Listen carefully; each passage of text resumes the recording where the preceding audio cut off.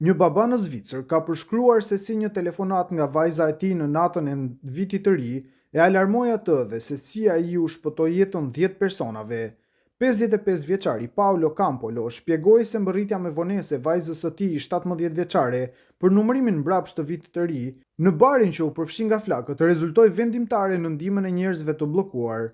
Duke folur nga spitali në Sion, ku po trajtohet për probleme serioze të frymarrjes nga thithja e tymit, ai tha se vajza e tij, Paulina, e cila ndjek një shkollë të mesme në Gjenev, por ishte në shtëpi për festa, do të takonte të dashurin e saj në klubin e natës.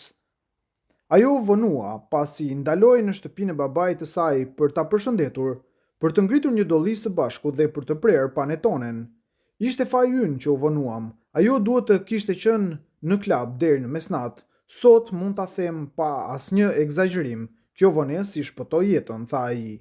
Paulina nuk pati kohë të hynte në barin që mori flak, ndryshe nga partneri i saj, i cili kishte hyrë tashmë në lokal.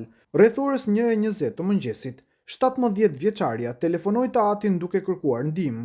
Ai, duke parë flakët nga shtëpia e tij e cila ishte pak larg, vrapoi drejt lokalit me fiksen e tij të zjarrit.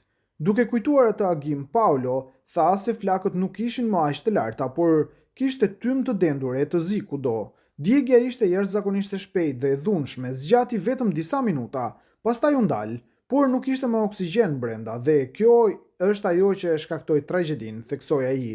Ai kujtoi gjithashtu se kishte parë Paulinën jashtë ndërtesës në shok, duke pritur partnerin e saj të dilte nga kaosi. Ai ishte pikërisht pas derës, arriti të dilte para syve të saj. Ajo u shpëtua fjalë për disa sekonda, por tani është në spital në gjendje jashtëzakonisht të rëndë në Basel me djegje të gjëra, tha Paolo. Vajza ime u shpëtua fal një zinxhiri të pabesueshëm ngjarjesh. Nëse do të kishte ndodhur pak më herët ose pak më vonë, historia do të kishte qenë krejtësisht ndryshe, theksoi ai. Arrita të hyja me forcë dhe kështu arrita të shpëtoj 10 të rinj. Kishte shumë italian atje. Përmes dritareve mund të shija këmbë dhe krah. Trupa të shtrirë në dysheme, tha ai.